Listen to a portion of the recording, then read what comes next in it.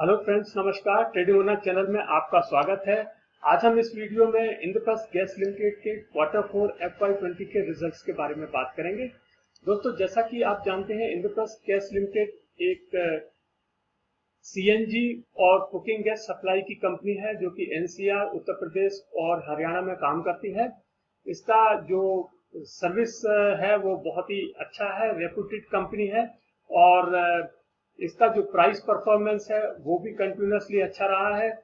लेकिन दोस्तों, हम हमेशा किसी भी कंपनी का अर्निंग परफॉर्मेंस या क्वार्टरली रिजल्ट्स को डिस्कस करने के पहले इसके एक साल के हिस्टोरिकल प्राइसेस को जरूर देखते हैं, ताकि हमें ये पता चले कि इस कंपनी ने अपने शेयर होल्डर्स को कितना डिलीवर किया है। जैसा कि अभी आप देख रहे हैं, ये प्राइसेस हैं, ये 18 तारीख के हैं। 18 जून के क्लोजिंग के प्राइसेस आप अपनी स्क्रीन पर देख रहे हैं और इसका जो रिजल्ट आया था वो 17 को मार्केट के क्लोज के बाद आया था और ये आप जो रिजल्ट देख रहे हैं ये 18 के रिजल्ट हैं। और अभी हम इसका, जैसा कि मैंने आपको कहा था कि हम एक साल के इसके प्राइस परफॉर्मेंस को देखते हैं। हम देखते हैं एक साल में इसने कंपनी ने अपने शेयर होल्डर्स को क्या दिया है, यानी कि उनका पोर्टफोलियो कितना इंक्रीज हुआ है। तो जैसा कि आप देख रहे हैं, एक साल पहले इसका हाई था 342.55 और आज जो हाई है वो 474.50 है, यानी कि इस कंपनी ने अपने शेयर होल्डर्स को लगभग 38% से भी ज्यादा का इंक्रीज दिया है। उनके पोर्टफोलियो में 38.5% का इंक्रीज हुआ है।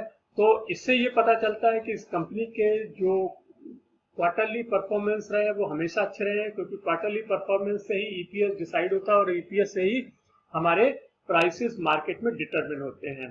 तो इसका जो प्राइस परफॉर्मेंस है वो अच्छा है, स्टेडी है, कंसिस्टेंट है। और अब हम एक नजर इसके छोटे से टेक्निकल एनालिसिस पर डालते हैं, ताकि हमें ये पता चल सके कि क्या ये जो प्राइसेस हैं हमें इसमें एंटर करना चाहिए या हमको इससे एग्जिट होना चाहिए या हमें इसको होल्ड करना चाहिए। तो यहाँ पर हम देखते हैं एक छोटा सा एनालिसिस। यहाँ पर हम जो एनालिसिस दिखा रहे हैं आपको, वो आप देख सकते हैं कि इसमें मार्केट थोड़ा सा जो रिजल्ट आए हैं उसके बाद में आप देख सकते हैं कि ये जो पोजीशन है, जैसा कि आप देख रहे हैं कि इसमें छोटा सा करेक्शन आया था और क्योंकि मार्केट काफी ज्यादा बढ़ गया था, इसमें छोटा सा एक करेक्शन आया है। और यहाँ पर आप देखेंगे आरएसआई थोड़ा सा नीचे की ओर आ रहा है 42.46 और एक वीकनेस इसमें दिखाई दे रही है, पॉइंटर नीचे की ओर है।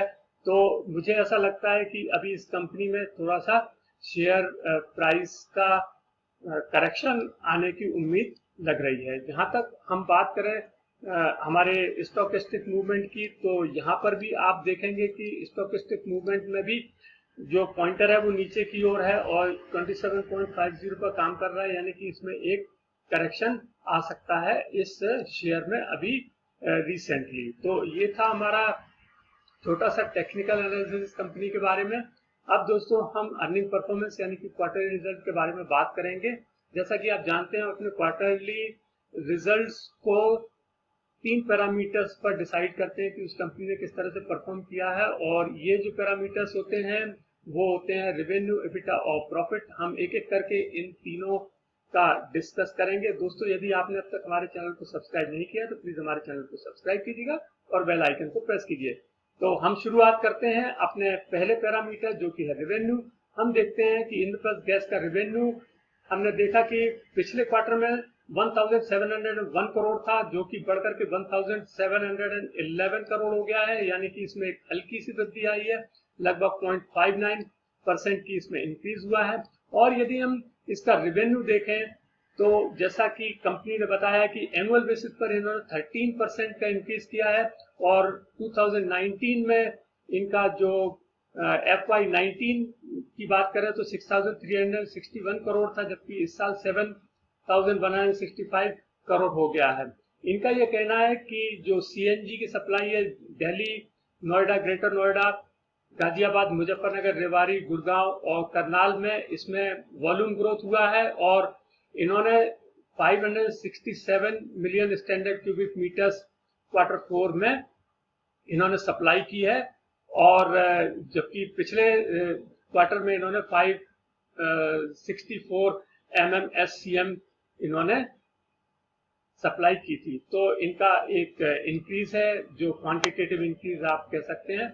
एक हम थोड़े से और अदर पॉइंट्स हम लेना चाहते हैं। तो यहाँ पर कंपनी ने ये बताया है कि इस साल इनका जो CNG है वो सेल्स है उसकी वो 9% के करीब ग्रोथ हुई है, और इसमें CNG 7% ग्रोथ हुई है, और जो नेचुरल गैस है वो 12% की ग्रोथ हुई है। और इन्होंने ये कहा है कि अब ये कुछ NCR के और भी शहरों में अपनी सर्विस को बढ़ाने वाले हैं, और इनके पास जो टोटल इस वक्त पाइपलाइंस हैं वो 13,000 किलोमीटर से भी ज्यादा की पाइपलाइंस है, और 11 लाख से ज्यादा व्हीकल्स को इन्होंने NCR में लगभग अपने 550 CNG स्टेशन के थ्रू सर्विस दी है।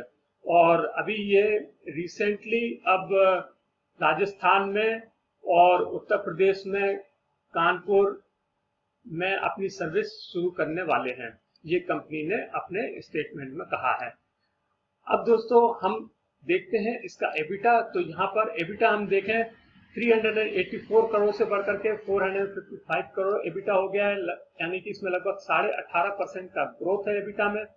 और ये एबिटा शो करता है कि कंपनी का जो परफॉर्मेंस है, अपने ऑपरेटिंग परफॉर्मेंस है, ये बहुत ही अच्छा है, और 18.49% एक अच्छा ग्रोथ माना जा सकता है एबिटा के मामले में क्वार्टर टू क्वार्टर। अब हम बात करते हैं प्रॉफिट की। प्रॉफिट 228 करोड़ से बढ़कर के 290 करोड़ हो गया है, यानी कि इसमें 27% से भी ज्यादा की जबरदस्त वृद्धि आई है।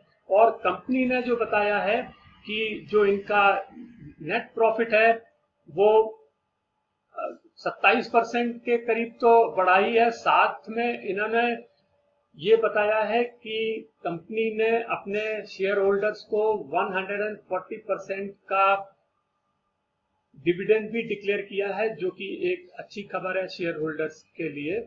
और ये था हमारा कंपनी का क्वार्टरली रिजल्ट का परफॉर्मेंस। और दोस्तों अब हम इसको एक बार समराइज कर लेते हैं और देखते हैं कि क्या इसने अपने मार्केट के एक्सपेक्टेशन को बीट किया या नहीं। तो यहाँ पर हम देखेंगे कि रेवेन्यू 0.59 बढ़ा है, जो कि इन्होंने मार्केट एक्सपेक्टेशन को बीट किया है। एबिटा 18% से भी ज्यादा बढ़ा है, इन्होंने मार्केट एक्सपेक्टेशन को बीट किया है। और प्रॉफिट की बात करें तो 27% से बढ़कर के इन्होंने मार्केट एक्सपेक्टेशन को बीट किया है। तो इस तरह से आप कह सकते हैं कि इनका जो अर्निंग परफॉर्मेंस है उसमें इन्होंने मार्केट एक्सपेक्टेशन को बीट किया है हर फ्रंट पर। अब एक नजर डालते हैं हम इसके एक हफ्ते के ट्रेडिंग पैटर्न पर। तो आप देखेंगे कि 18 तारीख को मार्केट में जब इसका रिजल्ट आया था उसके दूसरे दिन आप देखेंगे कि कितनी जबरदस्त इसमें ट्रेडिंग हुई है, और 1,05,76,000 के करीब शेयर ट्रेड हुए हैं। हालांकि इसने जो हाई है वो अपना 12 जून को ही बना लिया था, और इसमें थोड़ी सी अभी कमी आई है। 18 जून को मार्केट थोड़ा सा इसका करेक्ट हुआ है, क्योंकि आप कह सकते हैं कि ये प्री रिजल्ट रैली इस कंपनी में देखी गई है। अब एक नजर हम डालते हैं इसके शेयर होल्डिंग पैटर्न पर। तो यहाँ पर आप देखेंगे कि इसके शेयर होल्डिंग पैटर्न 45% प्रोमोटर्स के पास में है, और कोई भी शेयर प्लेज नहीं है। FII के पास लगभग 22.77% की होल्डिंग है, और DII के पास, जिसमें कि खासकर म्यूचुअल फंड और अदर DIIs हैं, साथ में इंश्योरेंस कंपनीज हैं, उनके पास में लगभग 27% की होल्डिंग है।